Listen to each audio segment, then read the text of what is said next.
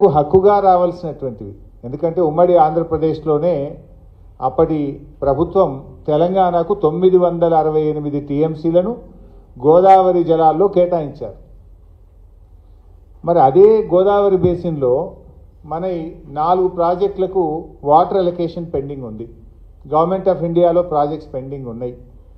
ఒకటి Sitarama lift irrigation, రెండవది Sammakka Sagar project, మూడవది కాళేశ్వరం 30 టీఎంసీ, నాలుగవది డాక్టర్ అంబేద్కర్ వార్దా ప్రాజెక్టు. ఈ 4 ప్రాజెక్టులకు వాటర్ అలొకేషన్ ఒకవైపు పెండింగ్లో ఉంది.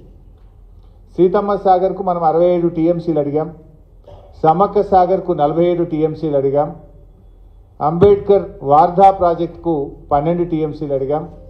అఫ్కోర్స్ ఈ అడిషనల్ 3rd టీఎంసీ కాళేశ్వరంది వాటర్ అలొకేషన్ లేదు, కానీ క్లియరెన్స్ పెండింగ్ ఉంది. ఈ 4 ప్రాజెక్టులు మన అక్కడ పెండింగ్లోనే పెట్టిండ్రు. మన ప్రభుత్వం నిద్రపోతూ ఉంది. మనకు హక్కుగా రావాల్సిన సీతమ్మ సాగర్ 67 టీఎంసీలు కానీ, ఈవెన్ సీతమ్మ సాగర్లో కూడా అప్పుడు మా బీఆర్ఎస్ ప్రభుత్వం ఉన్నప్పుడే అన్ని క్లియరెన్సులు తెచ్చినాం. చివరి క్లియరెన్స్ పెండింగ్ ఉంది, టీఏసీ చివరి క్లియరెన్స్. అది క్లియర్ అయితే 67 టీఎంసీలు మనకు వస్తాయి. అట్లే సమ్మక్క సాగర్లో 47 టీఎంసీలు వస్తాయి. అదేవిధంగా వార్ధాలో 12 టీఎంసీలు. దీని గురించి ఒకవైపు పర్సూ చేయడం లేదు. ఈ ప్రాజెక్టులకు అనుమతి సాధించడంలో రాష్ట్ర ప్రభుత్వం 13 నెలల కాలంలో విఫలమవుతా ఉంది. ఇంకొక వైపు ఆంధ్రప్రదేశ్ ఏమో 200 టీఎంసీలు గోదావరి నీళ్లను పెన్నా బేసిన్కు తీసుకుపోవడానికి యుద్ధ ప్రాతిపదికన ఆగమేఘాల మీద ఆంధ్రప్రదేశ్ కదులుతుంటే ఈ రాష్ట్ర ప్రభుత్వంలో కనీస చలనం లేదు. ఇప్పుడు మనకు ఏ రాష్ట్రమైనా, ప్రత్యేకించి ఆంధ్రప్రదేశ్ తెలంగాణలో ఒక కొత్త ప్రాజెక్టు చేపట్టాలంటే సెంట్రల్ వాటర్ కమిషన్ క్లియరెన్స్ కావాలి, వాటర్ అలొకేషన్ కావాలి, ఇంటర్ స్టేట్ క్లియరెన్స్ కావాలి, ఏపీ రీఆర్గనైజేషన్ యాక్ట్ ప్రకారంగా జీఆర్ఎంబి కేఆర్ఎంబి అనుమతి రావాలి, అపెక్స్ కౌన్సిల్ అనుమతి కావాలి. ఏ అనుమతి లేకుండా గోదావరి బంకచెర్ల ప్రాజెక్టును ఇవాళ ఆంధ్రప్రదేశ్ ప్రభుత్వం తీసుకొని పోతా ఉంది. ఏం చేస్తుండ్రు ముఖ్యమంత్రి, ఏం చేస్తుండ్రు నీటిపారుదల శాఖ మంత్రి, ఏం చేస్తుండ్రు? కనీసం ఇవాళటి వరకు ఉత్తరం కూడా రాయలే వీళ్ళు. అరే ఇది అన్యాయము, మా అనుమతి లేదు, మా ప్రాజెక్టులు పెండింగ్లో ఉన్నాయి, మా ప్రాజెక్టులు క్లియర్ చేయకుండా, మా సీతారామ అన్నే ఉన్నది, మా సమ్మక్క సాగర్ అన్నే ఉన్నది, మా వార్దా అక్కడనే ఉన్నది, మాది క్లియర్ చేయకుండా ఈ ప్రాజెక్టుకు ఆంధ్రప్రదేశ్ ప్రభుత్వం ముందుకు పోతా ఉంది, దీన్ని ఆపండి అని చెప్పి ఈ రోజుకు ఉత్తరం కూడా రాయలేదు మీరు. ఇంకోవైపు ఆంధ్రప్రదేశ్ ముఖ్యమంత్రి చంద్రబాబు నాయుడు గారు ఇది 15/11/2024 కేంద్ర మంత్రి నిర్మలా సీతారామన్ గారికి లేఖ రాశారు. మేము ఇట్లా ప్రాజెక్టు కట్టుకుంటున్నాం, మేము 80,112 కోట్లతో ఈ ప్రాజెక్టు కడుతున్నాం, దీనికి డబ్బులు ఇవ్వండి, కేంద్ర ప్రభుత్వం బడ్జెట్లో నిధులు పెట్టండి అని ఆంధ్రప్రదేశ్ ముఖ్యమంత్రి గారు 15/11/2024 నవంబర్ 2024లో ప్రాజెక్టు రూపకల్పన అయిపోయింది. పైసల కోసం ఢిల్లీకి ఉత్తరాలు రాస్తుండే చంద్రబాబు నాయుడు గారు. ఇది 15/11/2024. ఇంకో ఉత్తరం రాసిండు 31 డిసెంబర్ 2024 నిర్మలా సీతారామన్ గారికి రాశారు. ఏమని?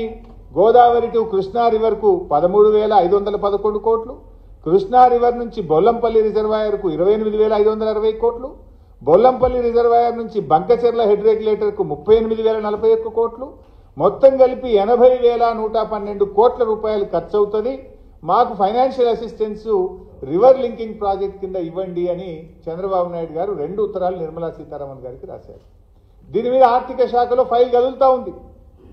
నిర్మలా సీతారామన్ గారు ఏడీబీ నుంచి, ఏషియన్ డెవలప్మెంట్ బ్యాంక్ నుంచి 40,000 కోట్లు ఇప్పిస్తామని ఆంధ్రప్రదేశ్కు మాట ఇచ్చారు.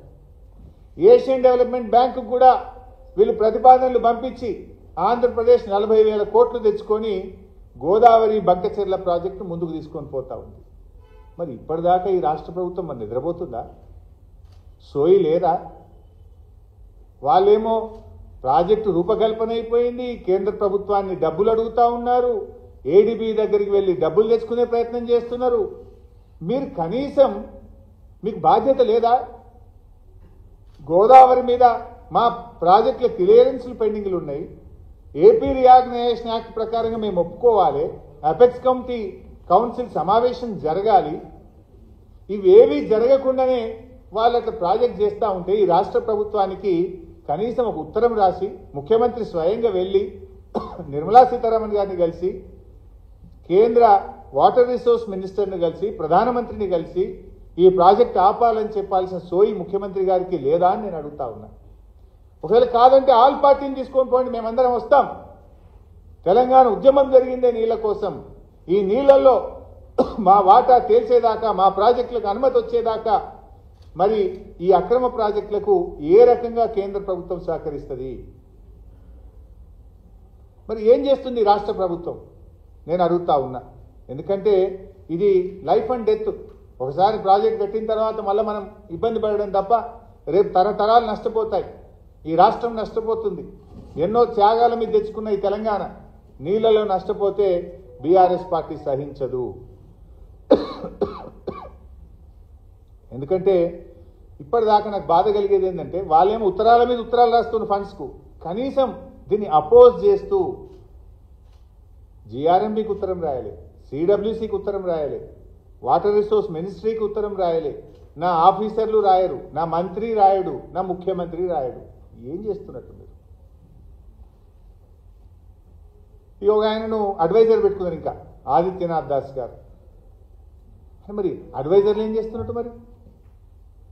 మరి ఏంటి ఇంతమంది అడ్వైజర్లు ఉండి, మంత్రి ఉండి, ముఖ్యమంత్రి ఉండి, డిపార్ట్మెంట్ ఉండి, సెక్రటరీలు ఉండి, ఈఎన్సీలు ఉండి మీరు ఏం చేస్తున్నారని నేను అడుగుతా ఉన్నా.